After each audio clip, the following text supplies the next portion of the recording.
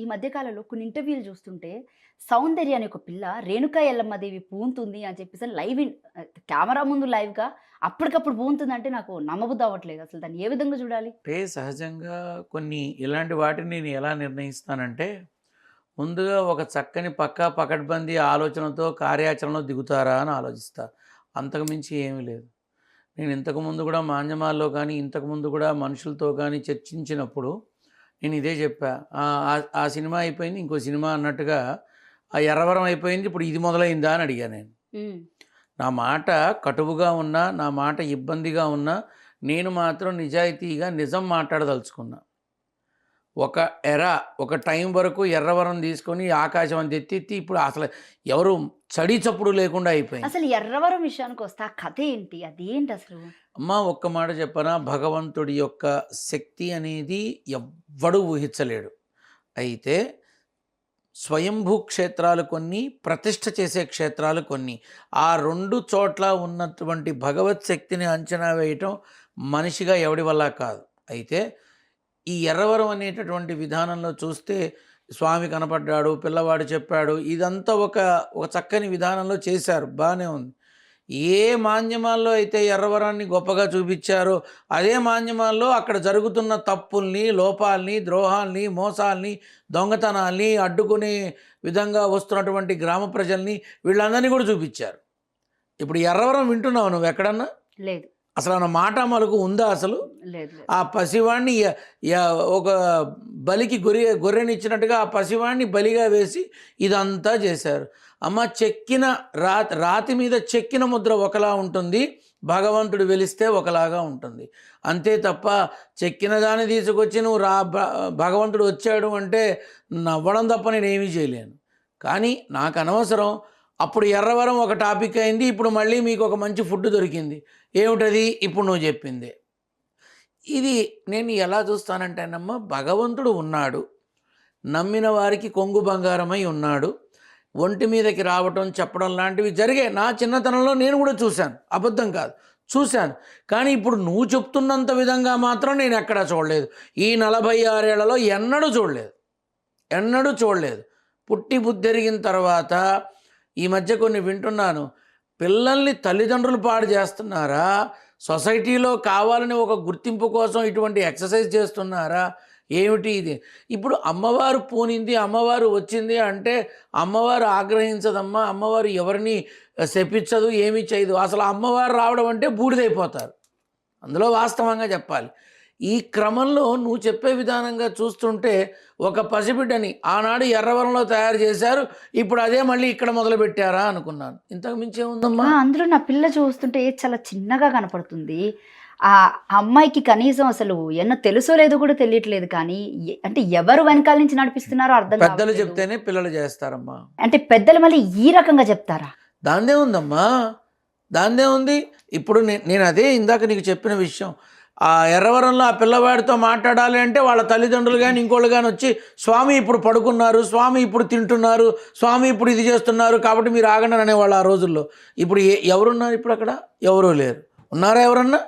వెళుతున్నారా ఎవరన్నా? చేస్తున్నారా ఎవరన్నా? 'ఎర్రవరంకి వెళ్ళొచ్చాము, ఇలా అయింది అని చెప్పిన వాళ్ళు ఉన్నారు. 'ఎర్రవరం' మోసము, అంత అబద్ధము అని చెప్పిన వాళ్ళు ఉన్నారు. మంచి ఉంది, చెడు ఉంది. భగవంతుణ్ణి నమ్మాలమ్మా, భగవంతుణ్ణే నమ్మాలి. మరి భగవంతుడు మీదకి వస్తున్నాడంటే? అమ్మా అదే చెప్తున్నా, భగవంతుడు మీదకు వస్తున్నాడు, ఇలా చేస్తున్నాడు అంటే అవి 2 విషయాలు. ఒకటి, బాహ్య ప్రపంచంలోకి ఉండదు. వాళ్ళు అవతల వాళ్ళని అంటే నమ్మిన వాళ్ళకి భగవంతుడు మనిషి రూపంలో చేసి ఏదో ఒక రకంగా దారి చూపించి వెళ్ళిపోతాడు, అంతవరకే. అంతేగాని ఇలా పబ్లిక్గా వచ్చి కమాన్ యాంకర్ నా ముందు కూర్చో, నేను మాట్లాడుతా, నేను అమ్మవారిని చూపిస్తా, ఇలా చెప్పరమ్మా, ఇలా చెప్పరు. ఇదంతా ఎలా ఉంటుందంటే వాంటెడ్లీ ఏదన్నా జరగడానికి ఆస్కారం అంటే ఉంటుంది. ట్రైనింగ్ ఏమైనా తీసుకుంటారా ఇలాగ నేను తప్పకుండానమ్మా, ట్రైనింగ్ లేకుండా ఎట్లా వస్తారు వీళ్ళు? మరి అంటే అసలు కొన్ని విత్ యాక్షన్స్ తో ఆ అమ్మాయి జీవించేస్తుంటే. అవునమ్మా, ఇప్పుడు ఇదివరకు పోలేరమ్మ వచ్చిందని 2 వేప మండల చేతులకి ఇచ్చి నీ కోపం ఉన్నవాడని చచ్చేలా కొట్టు. అప్పుడు అమ్మవారు వచ్చింది, శిక్షించింది అనుకుంటాడు, ఆ తర్వాత జాగ్రత్తగా ఉంటాడు, వేరుగా ఉంటుంది. నేను నా కళ్ళతో చూశాను. సైకలాజికల్ ప్రకారంగా దీన్ని ఏమైనా చూడొచ్చు అంటారా? తప్పకుండానమ్మా. ఇప్పుడు సైకలాజికల్గా ప్రకారంగా హిస్టీరియా అంటారు కొంతమందికి, కొంతమందికి తొందరగా ఇరిటేట్ అవుతారు సౌండ్ పొల్యూషన్ వల్ల అంటారు, కొంతమందికి కొన్ని రకాలుగా జరుగుతుంది. అంతే తప్ప అమ్మవారు ఎందుకు శిక్షిస్తుంది, అమ్మవారు ఎందుకు కొడుతుందమ్మా? కన్న తల్లే కొట్టడానికి 4 సార్లు ఆలోచిస్తుంది. ఆదిపరాశక్తి ముగ్గురమ్మల మూలపుటమ్మ చాలా పెద్దమ్మ. అంత తేలిగ్గా ఉందా వీళ్ళందరికీ? 4 నెలల్లో ఈ కంటెంట్ క్లోజ్ అయిపోయి కొత్త కంటెంట్ వస్తుంది మీకు మళ్ళీ హైదరాబాద్లో. మీరు ఇదే అనుకుంటున్నారేమో.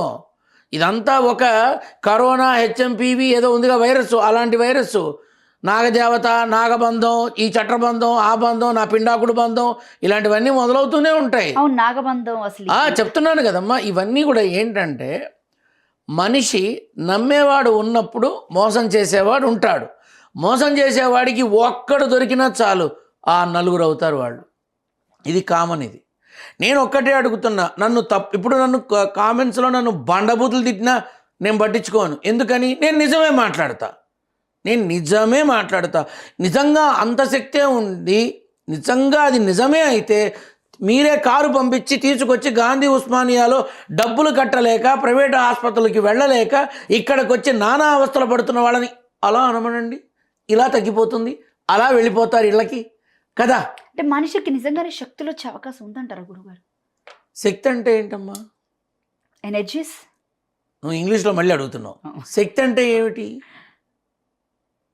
ఇప్పుడు మీరు అన్నారే, నిజంగా అమ్మవారు పూంతే గాంధీ హాస్పిటల్ దగ్గర, ఉస్మానియా దగ్గర ఇంతమంది బాధపడుతున్నప్పుడు అలా వచ్చి వేయమనండి, వెంటనే తగ్గిపోద్ది, క్యూర్ అయిపోద్ది అని జరగదు. అది మనం కలియుగంలో ఉన్నాం. జరగదమ్మా, జరిగే ఛాన్సే లేదు. అంతెందుకమ్మా, మీకు ప్రత్యక్షమైన నిదర్శనాలు నేను బొచ్చడు చూపిస్తా. ఎక్కడో అక్కల్లా నేనుండే చోటే నా బిడ్డే ఉన్నాడు శ్యామని.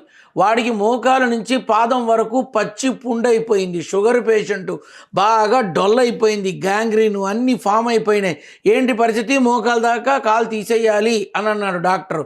ఆ డాక్టర్ వాళ్ళ డాక్టరు. నేను ఒక డాక్టర్ని నిర్దేశించి నువ్వు అక్కడికి వెళ్ళు, నీకు మంచి జరుగుతుంది, మిగతాది నేను మాట్లాడతాను అన్నా. ఆ డాక్టర్ కూడా, గురువుగారు బాగా ఇదైపోయింది కాలు, తీయకపోతే విషమయ్యి మళ్ళీ పైకి పాకుతుంది అంటే, నువ్వు కాముగా సర్జరీ చేస్తావో అవి రిమూవ్ చేస్తావో చెయ్యి, వాడికి కరెక్ట్గా 32 రోజులు పడుతుంది, వాడికి తగ్గి కాలు నార్మల్ అవుతుంది. నాన్న సంకల్పంతో చెప్తున్నాను, నువ్వు అదంతా క్లీన్ చేసేసే. ఫస్ట్ క్లీన్ చేసి ఇంజక్షన్లు, మెడిసిన్స్, డ్రెస్సింగు వీటి ద్వారా నీ వైద్య సహాయాన్ని అందించు, తదుపరి నాన్న చూసుకుంటాడు అన్న. ఇవాళ ఆ బిడ్డకి ఎలా ఉంది? మొత్తం తగ్గి అసలు వీడికి వచ్చిందా అన్నట్టుగా ఉంది. వైద్య సహాయం అవసరమైందా? అవును. మందు మాకు అవసరమైందా? Injection, medicine అవసరమైందా? అలాగే వీడు శ్రద్ధ తీసుకున్నాడా? కాబట్టి తగ్గింది. మానవ ప్రయత్నం లేకుండా భగవంతుడు ఏది చెయ్యనివ్వడు. మానవ ప్రయత్నం ఉంటేనే అవుతుంది. ఇప్పుడు ఇలాంటి కేసులు ఎన్నో ఉన్నాయి. ఇప్పుడు మీరు చెప్పేదాన్ని బట్టి చూస్తుంటే నాకు భగవంతుడి పేరు చెప్పుకొని చాలా మంది దాని ఒక బిజినెస్ కింద మార్చాలి అనుకుంటున్నారు. అనుకోవడం ఏంటి? చేస్తున్నారా? నేను నేరుగా చెప్పి చస్తున్నా. భగవంతుడి పేరు పెట్టుకొని చేసి చస్తున్నారు వీళ్ళంతా. ఇది నువ్వు అనుకోవడము, కొనుక్కోవడము ఇవి కాదు. నేను నేరుగానే మాట్లాడుతున్నా. భగవంతుడి పేరిట దయ్యాలున్నాయి, వదిలిస్తా, నువ్వు రా అంటాడు ఒకడు, అంతే, దాన్ని నాశనం చేస్తాడు. దేవుడు నా వెనకాయ ఉన్నాడు, నువ్వు రా నీకు చేస్తానంటాడు ఇంకొకడు, ఇదే చేస్తారు. ఇప్పుడు నువ్వు చెప్పే ఊర్లో ఏమన్నావు? రేణుకా ఎల్లమ్మ ఉన్నావు కదా, ఆ ఊర్లో డబ్బు లేక బాధపడేవాళ్ళు, పిల్లలకి బట్టలు కొనలేక బాధపడేవాళ్ళు, ఇంట్లో రైసు బస్తా లేని వాళ్ళు బొచ్చడి మంది ఉంటారు. ముందు అక్కడంతా సిరి సంపదలతో, అష్టైశ్వర్యాలతో ప్రతి ఇంటి ముందు ఒక ఓల్వో కారు పెట్టమను. అమ్మవారు అంటున్నప్పుడు ఇలా కొలవగానే అలా వచ్చేసేయాలి. ఏది? మోసం చేసుకోవడం కరెక్ట్ కాదమ్మా. మనల్ని మనం మోసం చేసుకోకూడదు. ఆ రేణుకా ఎల్లమ్మ అంటే ఏం తమాషనా? నాకు తెలీదా? అయినా బోనాలు, ఆ ఊర్లో బోనాలు పొలిమేర దాటిచ్చారు, ప్రాణ నష్టం గావించారు. ఎవరు సమాధానం చెప్తారు? బోనం అనేది పొలిమేర దాటకూడదు. వాళ్ళ మాటలు విని ఎవరో బోనాలు దాటిచ్చారు, అయిపోయింది. ఇప్పుడు ఆ గ్రామదేవతను అవమానించినట్టే కదా. ఆ తల్లి ఊరుకుంటుందా? తనేమిటో చూపిస్తుంది, అదే చూపించింది.